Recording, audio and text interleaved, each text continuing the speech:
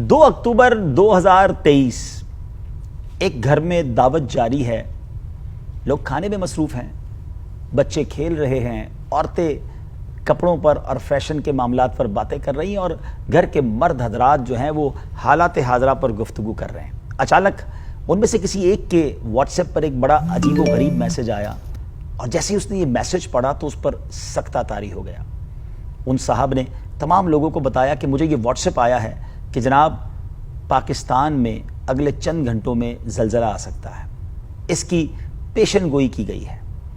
تھوڑی دیر کے لیے تو تمام ہی لوگ سکتے میں آ گئے اور اس کے بعد مختلف قسم کے خیالات جو ہیں وہ ڈسکس ہونے لگے۔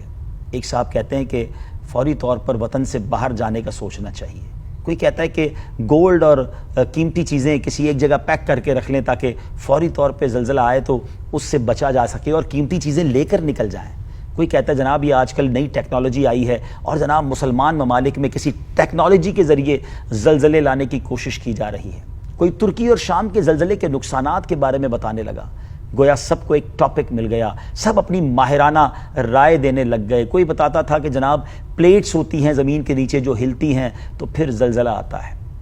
ایک صاحب بڑی خاموشی کے ساتھ یہ ساری باتیں سن رہے تھے، مگر وہ کچھ اور ہی سوچ رہے تھے۔ وہ سوچ رہے تھے کہ یہ جب ساری باتیں ہو رہی ہیں یہ واقعی زلزلے کے یہی اسباب ہیں، کیونکہ ہمارا قرآن تو ہمیں کچھ اور بتاتا ہے۔ فجر کی نماز میں وہ مسجد گئے تھے اور مسجد میں انہوں نے قرآن پاک کی ایک آیت کی تفسیر صبح ہی سنی تھی، اور وہ تفسیر کیا تھی؟ وہ قرآن پاک کی سورہ الاعراف کی آیت نمبر 91 کی تفسیر تھی۔ اللہ پاک نے پچھلی قوموں کے برے اعمال کی وجہ سے ان پر زلزلے کا عذاب بھیجا تھا۔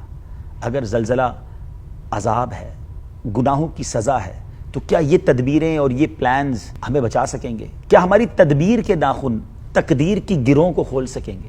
ایسا نہیں ہے۔ وہ شخص سوچنے لگا کہ ان تمام باتوں سے تو کچھ حاصل نہیں ہے، بچا سکتی ہے تو رب کی رحمت بچا سکتی ہے۔ وہ کریم ہے، وہ رحیم ہے۔ گناہوں کی معافی مانگی جائے، استغفار کیا جائے، اسے راضی کرنے والے کام کیے جائیں تو رب کریم ہم سب کو آنے والی تکلیفوں سے بچا سکتا ہے۔ ناظرین، چند سیکنڈز ہوتے ہیں، سب کچھ تہس نہس ہو جاتا ہے۔ اللہ محفوظ رکھے، لیکن ہمیں اللہ سے معافی مانگنی چاہیے، ایسے اعمال کرنے چاہیے کہ جب بھی دنیا سے جائیں ایمان کے ساتھ جائیں، اللہ کی رضا کے ساتھ جائیں۔ نمازوں کی پابندی کیجیے اور گناہوں سے بچتے رہیے۔